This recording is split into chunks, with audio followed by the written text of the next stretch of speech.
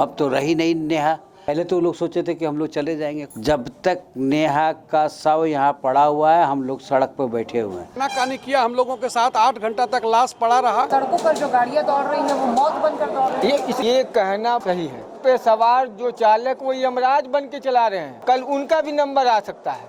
जो दो समुदाय जो चल रहे हैं वहाँ पर, इन्हीं लोगों का खेला है। इन लोगों का कोई चेकिंग नहीं होता है, ये लोग नशे में गाड़ी चलाते हैं। एक प्रकार का हत्या किया गया। महिला अधिवक्ता नेहा वर्मा के सड़क दुर्घटना में हुई मौत के बाद अब अधिवक्ताओं में उबाल है। कोई 2 की लड़ाई में जड़ता पिसने की बात कर रहा है तो कोई बीसीसीएल को दोषी ठहराते हुए उसके ड्राइवर को यमराज का नाम दे रहा है। वैसे झरिया की सड़कों पर मौत बनकर दौड़ रही हाईवा पर बार एसोसिएशन के अधिवक्ता गंभीर हो गए हैं और नेहा वर्मा की मौत का जिम्मेवार वो किसे ठहरा रहे आप भी सुनिए। और उनका ड्राइवर, उनका चालक, जो चलाने का उनका स्टाइल है वो बहुत ही नेग्लिजेंट होता है, रैश होता है।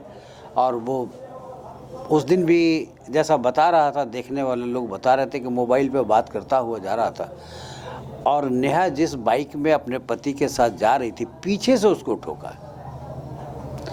पीछे से टक्कर मारने से वो गिरी है और उसके सर के ऊपर में पेलोडर का चक्का चढ़ गया जो सड़क के साथ मिल गया। पति जो है सो आगे गिर करके घायल हो गया। तो ये चूक जो है सो बीसीसीएल प्रबंधन को इसमें आगे बढ़ कर के कम से कम मानवीय दृष्टिकोण से भी कोई रास्ता अख्तियार करना चाहिए जिससे कि आम जीवन जो है सो सुरक्षित। प्रबंधन से वार्ता की, उस वक्त प्रबंधन के लोग आए, पहले तो आ ही नहीं रहे थे। तो संजोग से ये गाड़ी बीसीसीएल के ही नाम से निबंधित है। अभी जाने से उनका बच्चा जब हमसे लिपट जा कर तो हम अपने आप को ही नियंत्रित नहीं रख पाते हैं। अब तो रही नहीं नेहा, बाकी परिजन को जो है जो मदद मिल सके। धक्का मारा, पति गिरा, एक तरफ लेफ्ट राइट तरफ पॉकेट थी नेहा वर्मा, वो गिरी। तो निश्चित रूप से उन्होंने देख लिया ड्राइवर कि अब गिर गया, उसको ब्रेक लगाना चाहिए था। लेकिन जो मेंटलिटी होता है कि अरे एक्सीडेंट हो गया है, धक्का लग गया है, हमको भागना है, और वो भागने के क्रम में बहुत हृदय विदारक घटना की चक्का को उसके माथे में चढ़ा के उसको स्मैश करके सदा के लिए समाप्त कर दिया। नाकानी किया हम लोगों के साथ, 8 घंटा तक लाश पड़ा रहा।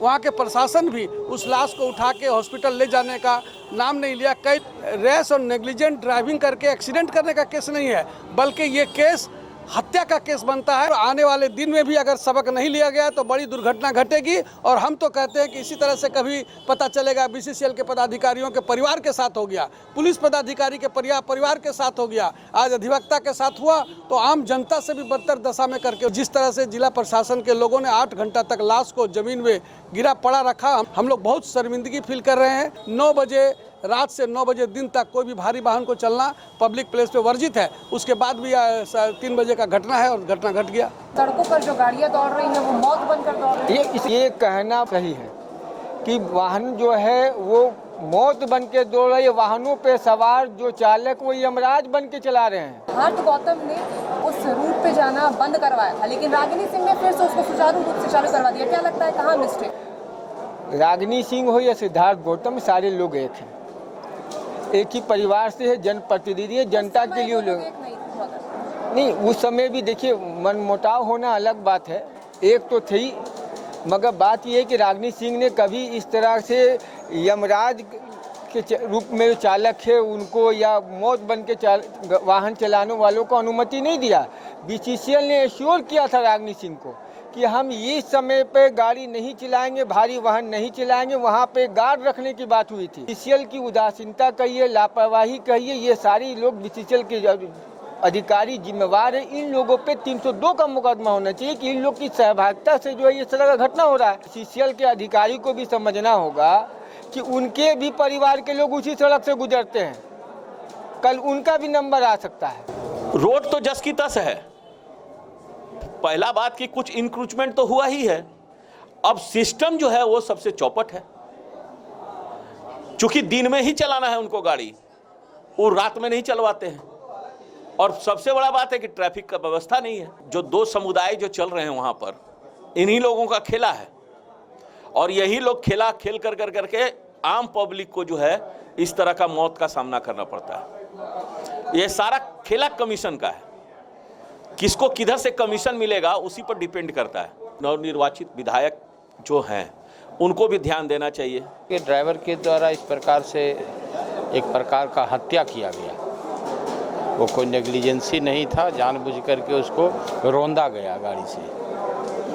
अगर नहीं रौंदता तो सर पर उसका चक्का नहीं चढ़ता।